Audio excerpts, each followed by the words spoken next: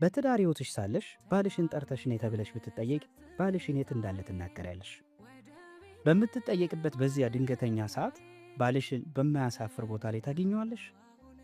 ባልሽን ለመጥራት ስትሄጂ የሚያኮራና የሚያስደነግጥ የምስጋናና መልካም የቅድስና ስፍራ ላይ ታገኘዋለሽ? ወይንስ በስካርና በዳንኪራ ስፍራ? ባልሽ ሲፈለግ የሚገኘው ከየት ስፍራ ላይ ነው? ቤተ ክርስቲያን ለኪዳንና ለቅዳሴ ለቁርባን ባልሽን ጠርተሽ ነይ ብላ ስትጠይቅሽ የማይዘገይ የማይቃር ባላለሽ? ጌታም ቢሆን ጠርተሽው ነይ ሲልሽ በሥራው ዓለም የታመነ በሰው ላይ የማይሳለቅ በልቡ ቅን የሆነ ባል ካለሽ በኩራት ትጠሪዋለሽ።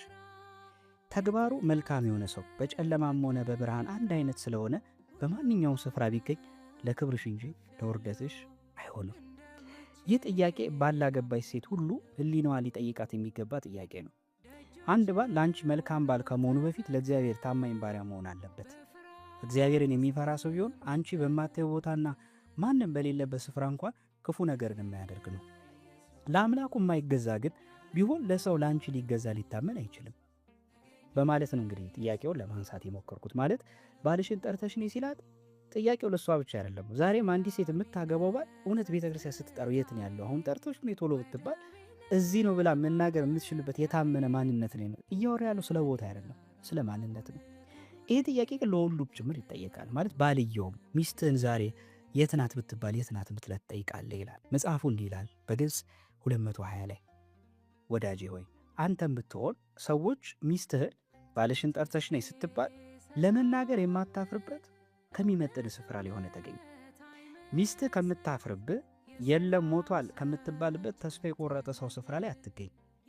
የለኝም ምትባል ስምህም ተረስቶ መኖር ተዘንግቶ ከሞተ ሰው እኩል የምትወሳ ደካማ ሙት ባልም አትሆን። ሰዎች ባልነትን እስኪንቁ ድረስ ከስብና አንሰ በበደልና በሱስ ተይዘ ተስፋ የሚያስቆርጥ ሰው ሆነ አትታይ። ይልቁንስ ከክፉ ልማድ ስትወጣ ከሱስ ስትላቀቅ ከሰው ካሳነሰ ኃጢአት ስትርቅ ያን ጊዜ የልጅነት መልክ ይመለሳል። ነፍስ ሐሴትን ታገኛለች። እግዚአብሔር ሞገስና ክብር ይሆናል። የባልነት ማይረጉም ከፍ ይላል። አልተረዳከውም እንጂ እኮ ለሌላው የተሰጠው ጥንካሬና ኃይል እግዚአብሔር ለአንተም ሰጥቷል። አንተም ለእግዚአብሔር የከበርክ ልጁ ነህ።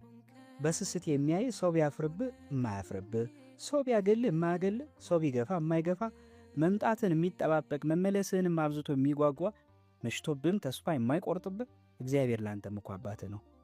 አንተ ለራስህና ለንስሐ ጊዜ ስላልሰጠህ እንጂ ከማንም ሰው አታንስም። ኃጢአትህ በአንተ ላይ ክፉ ነው፣ እግዚአብሔር ግን በአንተ ላይ መልካም ነው። ኃጢአት ሱስ ሆኖ ጊዜ አይሰጥም፣ አይታገስም። እግዚአብሔር ጀንበር አዘግዝቃ እንኳን ይታገሳል። ከኃጢአትህ እግዚአብሔር ይበልጣል በማለት ጥያቄ አቀርባለሁ። በመጨረሻ እንደው በተለይ ራሳቸውን በማይሆን በሱስና በኃጢአት አሳንሰው ግን በሚስቶቻቸው ለተናቁ ወይም ደግሞ ሚስቶቻቸውን ደግሞ ያቆሰሉ አሉ ብዙዎች። በቃ ኃጢአታቸው ሌላ ተደራቢ ትዳር የሆነባቸው ማለት ነው። ለእነዚህ መጨረሻ ላይ አንድ መጠቅለያ ሐሳብ አለኝ። በዘመናችን ስንቱን ሰው ኃጢአት ከባልነት ማይረግ አሳንሰው፣ ክፉ አመል ከክብሩ አዋረደው፣ በደል ስንቱን ከትዳሩ አፈናቀለው። እናም አንተ የለኝም የምትባል ባል አትሁን። ሚስትህን ቤተ ክርስቲያን ባልሽ የት ነው ብላ ስትጠየቅ ከኪዳንና ከቅዳሴ ከምንም በላይ ከሥጋው ደሙ የምትታጣ ባል ሆነ አትገኝ። እህቴ ሆይ የሰማርያ ሴት መጀመሪያውኑ 5 ባሎቿ ሞተውባታልና ባል የለኝም ብላ መለሰች። አንቺ ግን ባልሽን በሕይወት እያለ ለኃጢአት መደብ ለበደል ሜዳ ብለሽ የለኝም ብለሽ ሕያው ባልሽን አትግደዩ። ሰዎች ስለ ባልሽ ባነሱ ቁጥር በእነሱ ባልነት ላይ የተዘባበትሽ ክፉ ቃልን አትናገሪበት። ከነ ድካሙ ከነ ስንፍናው አዎ ባላለኝ ብለሽ ለስንፍናቸው መልሽላቸው። በሥጋ ካጠገብሽ በሌለበት ስፍራ የባልሽን መኖር ዘወትር አስቢ። ምክንያቱም ከእግዚአብሔር መኖር ቀጥሎ ሊክዱት የማይገባ መኖር የትዳር አጋር ሀልዎት ነው በማለት እንግዲህ በትዳር ውስጥም ጥያቄ ጠይቃል ነው መጽሐፉ ላይና እንድጽፎም ወደ ማህበረሰባዊ ጉዳይም እንዳስገባ ያደረገኝ ዛሬ ያደረስንበት የትዳር ሕይወት መሰነካከል ነውና